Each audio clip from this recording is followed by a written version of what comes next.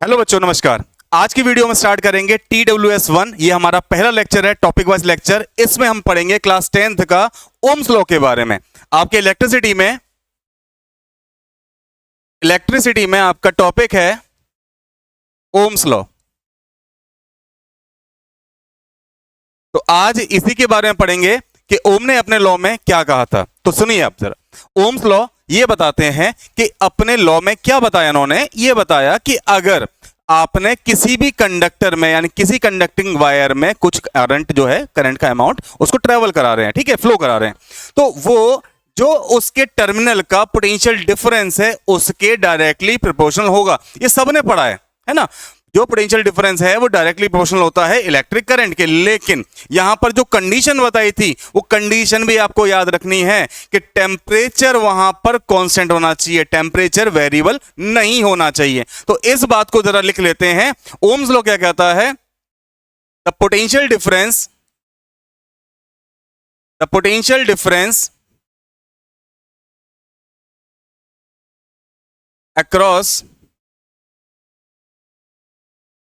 across the conductor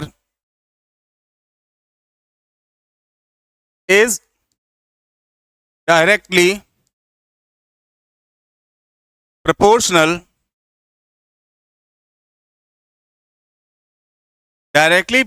to electric current. ये बात तो समझ में आती है कि पोटेंशियल डिफरेंस डायरेक्टली प्रोपोर्शनल है इलेक्ट्रिक करंट के। लेकिन जो कंडीशन है वो कंडीशन ये है, एट कांस्टेंट टेम्परेचर आपका कांस्टेंट होना चाहिए। अगर कांस्टेंट वेरी कर गया, सॉरी, टेम्परेचर अगर वेरी कर जाएगा तो टेम्परेचर वेरी करने से पोटेंशियल डिफरेंस और करंट यानी कि इलेक्ट्रिक करंट ये अब डायरेक्टली प्रोपोर्शनल नहीं रहेंगे, इनमें वेरिएशन आना शुरू हो जाता है। तो इसलिए ये कंडीशन आपकी काफी इंपॉर्टेंट हो जाती है कि कांस्टेंट टेम्परेचर ही रखना है।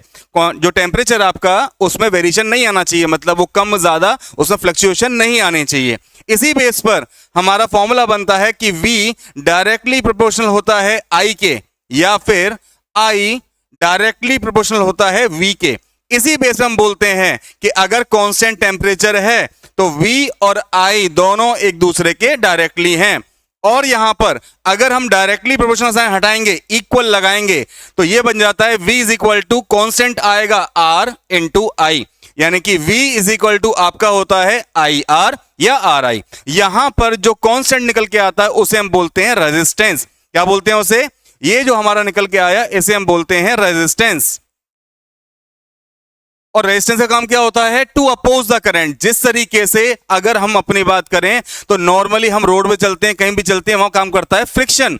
ऐसे ही करंट की बात करें तो इलेक्ट्रिक करंट के टर्म में जो फ्रिक्शन टर्म है उसका नाम है आपका रेजिस्टेंस। तो रेजिस्टेंस का वही सेम काम है जैसा फ्रिक्शन का काम होता है। फ्लूइड में बात करें तो विस्कोसिटी का काम होता है। ठीक है, यहां तक बात समझ में आ गई सभी को? आगे देखते हैं, रेजिस्टेंस की बात कर रहे हैं। तो रेजिस्टेंस क्या करता है? रेजिस्टेंस क्या करता है? अपोज करता है करंट को, अपोजेस द इलेक्ट्रिक करंट,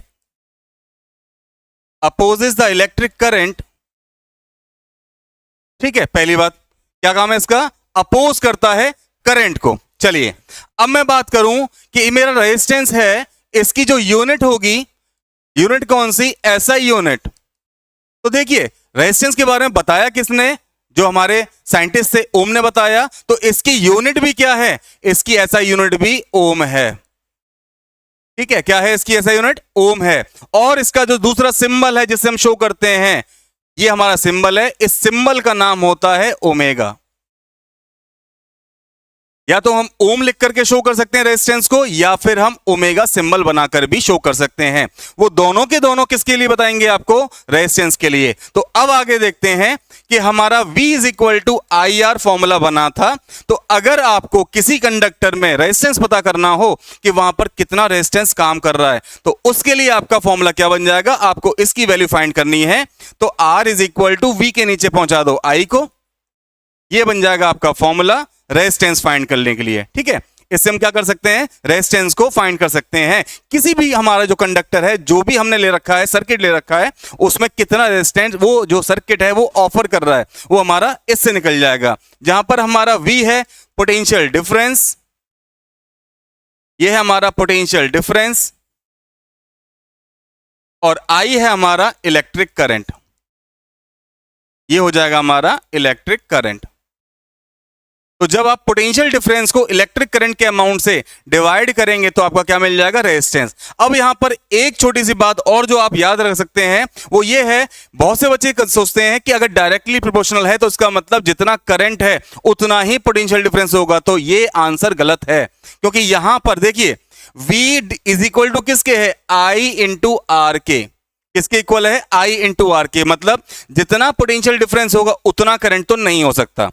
कैसे होगा वो इक्वल, वो होगा रेजिस्टेंस का अगर मैं मल्टीप्लाई कर दूं I के साथ, तब मुझे मिलेगा वहां पर पोटेंशियल डिफरेंस। तो यहां पर डायरेक्टली प्रोपोर्शनल का मतलब ये कतई नहीं होता है कि दोनों के दोनों इक्वल हैं, दोनों का अमाउंट बराबर है, नहीं है।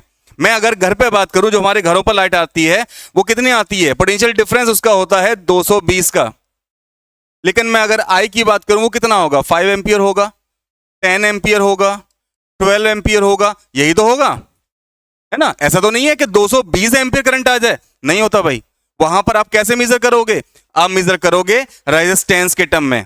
किसके टर्म में, रेजिस्टेंस के टर्म में और इलेक्ट्रिक करंट के टर्म में। जब इन दोनों का मल्टीप्लाई हो जाता है तब आपको वैल्यू मिलती है जो आपको पोटेंशियल डिफरेंस प्रोवाइड किया जा रहा है।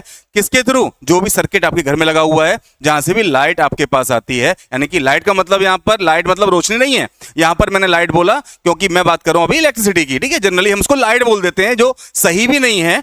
लाइट का मतलब होता है वो लाइट जिसकी वजह से हम देख पाते हैं, वो हमारी सोर्स ऑफ एनर्जी है जो हमें देखने में मदद करती है। लेकिन अभी हम बात कर रहे हैं इलेक्ट्रिकल एनर्जी की। तो इलेक्ट्रिकल एनर्जी में हम फाइंड करते हैं इस फॉर्मूले की हेल्प से।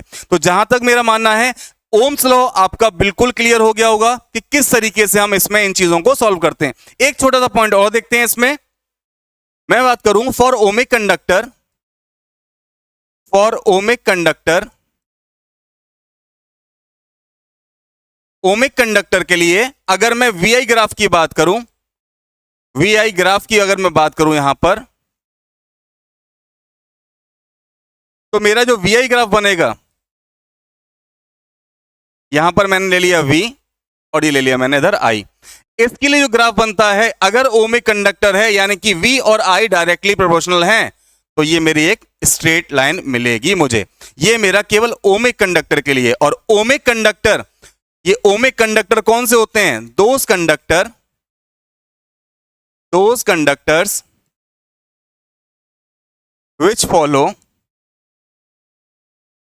which follow Ohm's law. जो कंडक्टर ओम्स लॉ को फॉलो करते हैं उसे हम बोलते हैं ओमिक कंडक्टर। तो आज की ये वीडियो अगर आपको थोड़ी सी भी पसंद आई हो तो इस चैनल को सब्सक्राइब करके जाना, अपने दोस्तों के साथ शेयर भी करना और एक छोटा सा प्यारा सा लाइक भी करना। तो मिलते हैं आपसे नेक्स्ट क्लास में हमारे TWS सीरीज के सेकंड पार्ट में। तब तक के लिए बाय बाय।